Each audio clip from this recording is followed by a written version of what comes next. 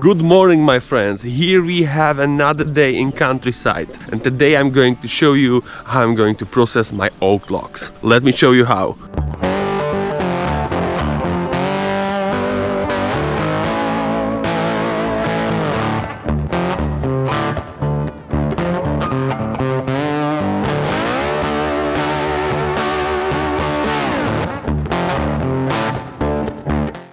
Guys, if you saw my first video, then for sure you know that I left there these beautiful oak logs. If you did not see, now is the time.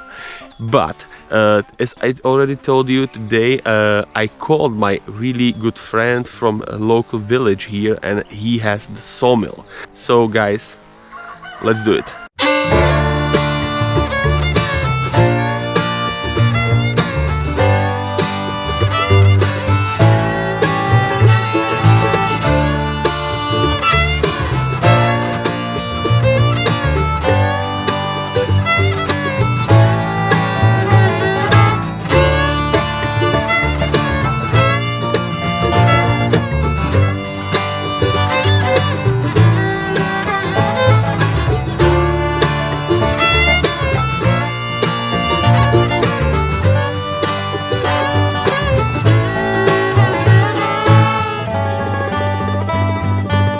Guys, so here we are in a sawmill. You can see we are in the kingdom of the wood. Now we are going to check how the guys are going to process my oak logs. Let's go.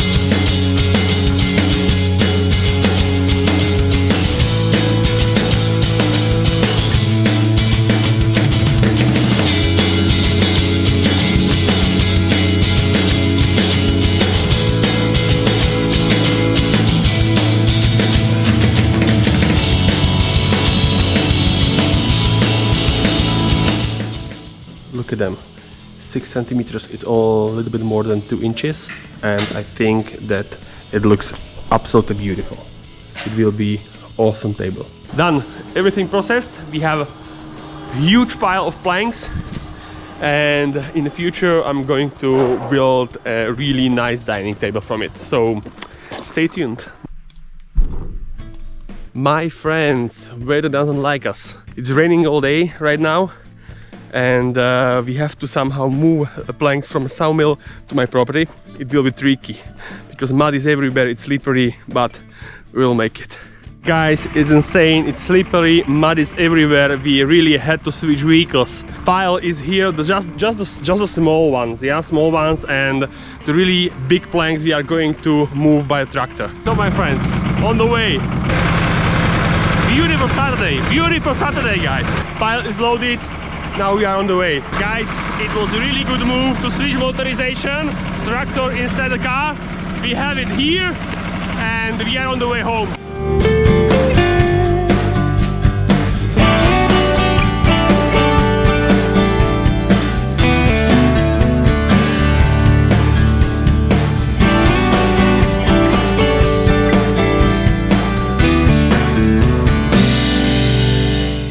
And we are back. As you for sure know, the weather struck us really hard last time. It was raining for almost 4 days straight. Finally today is the weather a little bit better.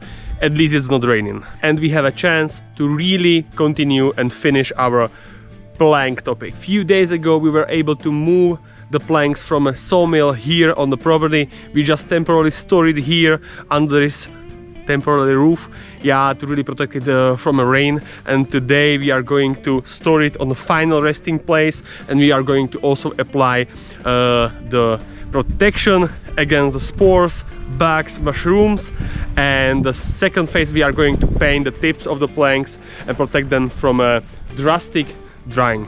As you can see here, we were able to process raw logs for approximately 1 cubic meter of raw planks.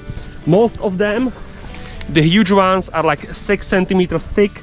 It's around 2 inches, and the small ones, we cut them for like, I don't know, it's like 4 centimeters, but at the end, no worries.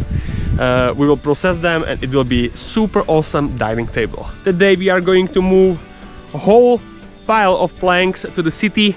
I prepared final resting place for them, really dry one, protected from direct sun, and for this purpose I really need to borrow this nice trolley, so we are going to really load them up and move them to the city.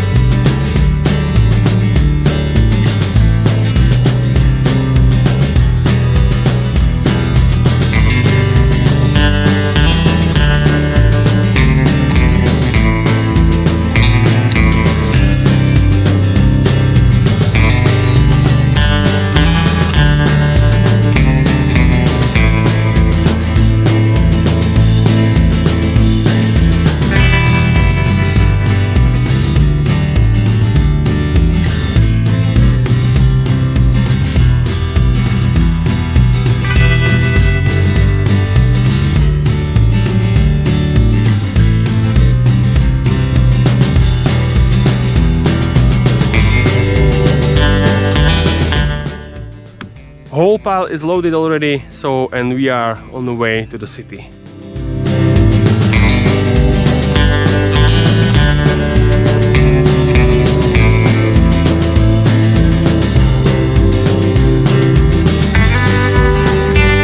Guys, all wood is processed and we have beautiful planks. Now we have to protect them. We are going to buy 2 solutions. The first one is the normal synthetic or polyurethane paint, and second one is the impregnation for against mushrooms or spores and any bugs. So to really protect it. So guys, I will show you. As I already mentioned, we are going to apply 2-step protection. First type of protection which we are going to apply is the normal paint. We are going to paint these edges, these cuts, for every single plank. The reason why we really won't let the planks dry up naturally, but these edges are really critical, because sometimes, and it's really common, that the planks, if they dry up really quickly, they used to crack through the whole plank. Second thing what we are going to do is we are going to apply a layer of chemical protector. Why? We are going to also protect this raw material from spores of mushrooms, bugs, insects, etc, etc. We really want to have really awesome and perfect material for our project. So let's go work. And super crucial information, please use only synthetic color. I know that synthetic colors are usually focused to the iron materials, but in this case it really makes sense. If you will apply oil-based color on the edges of the planks, it won't work, because the oil-based colors usually suck inside of the wood. Now it doesn't make a sense, because it's still really raw with a high level of moisture inside, but the whole logic is we would love to really make a thin layer of the paint on the surface of the plank and really like close the edges.